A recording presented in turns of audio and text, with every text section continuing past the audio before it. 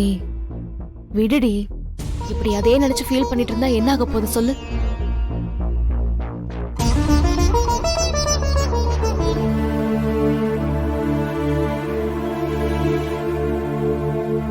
சகல நாங்க எடுத்துக்கிட்டே இந்த பாட்டி புடி எடுங்க எடு எடு எடு எடு. டேய், நீ ஏன்டா பொம்பளைங்க பாக்குற வேலையெல்லாம் பாத்துட்டு இருக்க? வேலை இல்லைன்னா ஆம்பளை பாக்குற வேலை, பொம்பளை பாக்குற வேலைன்னு வேலைன்னா யாருக்கு என்ன வேலை வருதோ கப்பையை கட்டிட்டு அந்த வேலையை பார்த்துட்டு போக வேண்டியது.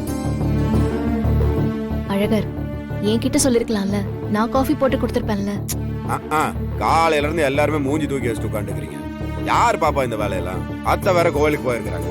சரி, இந்த மாதிரி வேலையெல்லாம் பார்த்துட்டு இந்த வீட்டுக்கு ஒரு நல்ல மருமகன் பேர் வாங்கலான்றதுக்காக தான் இதெல்லாம். சரியா?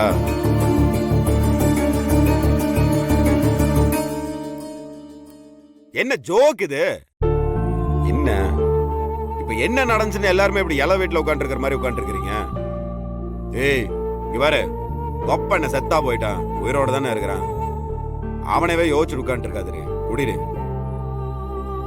அடியே, நீ நைட்டு சாப்பிடல, காலையில இருந்து எதுவும் சாப்பிடாம உட்காந்துருக்கிற. வயிற்றுக்குள்ள ஒரு உசுர் இருக்குடி, ஞாபகம் இருக்குதா இல்லையா உனக்கு? சர்க்கரையும் கரெக்டா போட்டிருக்கிறேன்டி. சத்தியமா நல்லா இருக்கு, குடி, நம்பி குடி. எப்படி உன்னால இந்த விஷயத்த ஈஸியா எடுத்துக்க முடியுது? ஒப்பனை பத்தி எனக்கு நேத்து தெரிஞ்சிருந்துச்சுன்னா நான் உன்ன மாதிரி உட்கார்றதுல ஒரு அர்த்தம் இருக்குது. எனக்கு தான் அந்த ஆள் பத்தி எப்போ தெரியுமா? பழகிருச்சு எனக்கு. இன்னும் நான் அந்த ஆள் பத்தியே நினைச்சிட்டு உட்காந்துருந்தேன்னா நான் தான் முட்டாளா இருப்பேன். அதெல்லாம் சரிதான். ஆனா இவ்ளோ பெரிய விஷயம் நடந்திருக்கு. என்ன ஒரு வார்த்தை திட்டல, கோவப்படல, எதுவுமே பண்ணலையே. எப்பவும் போல நடந்துக்கிற. அதான் எனக்கு புரிய மாட்டேங்குது. ஆண்டாளு, நான் உன்னை கல்யாணம் பண்ணியிருக்கிறேன், உங்க ஒப்பனை கல்யாணம் பண்ணியிருக்கிறேன். சொல்லு, நான் எதுக்கு அவனை பத்தி யோசிக்கணும்? ஆண்டாளு எருமைன்னு தெரிஞ்சிருச்சுன்னா அதுக்கப்புறம் ஏன் அது கருப்பா இருக்குன்றதெல்லாம் யோசிக்க கூடாது. எருமை தான், கருப்பு கருப்பு தான். உங்க அப்பா அந்த மாதிரி தான். நான் விட்ட, நீ விட்டுரு. சரி, இப்போ தெரிஞ்சிருச்சுல. இப்போவாச்சும் அந்த ஆள் பத்தி யோசிக்காதரி. காப்பியை குடுறே, நம்ம பாட்டுக்கு நம்ம வாழ்க்கைய வாழ வேண்டி. போர் அடிக்குதுரே.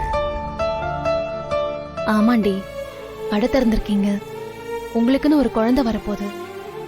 இதுக்கப்புறமாவது உங்களுக்காக வாழுங்க. நான் அந்த முடிவுக்கெல்லாம் எப்பவோ வந்துட்டேன்டி. இனிமே என் புருஷன் என்ன சொல்றாரோ அதை மட்டும்தான் நான் கேட்க போறேன். அவர் எங்க கூப்பிடுறாரோ அங்க மட்டும்தான் நான் போவேன். அவர்தான் எனக்கு உலகம், அவர்தான் எனக்கு இனிமே எல்லாமே.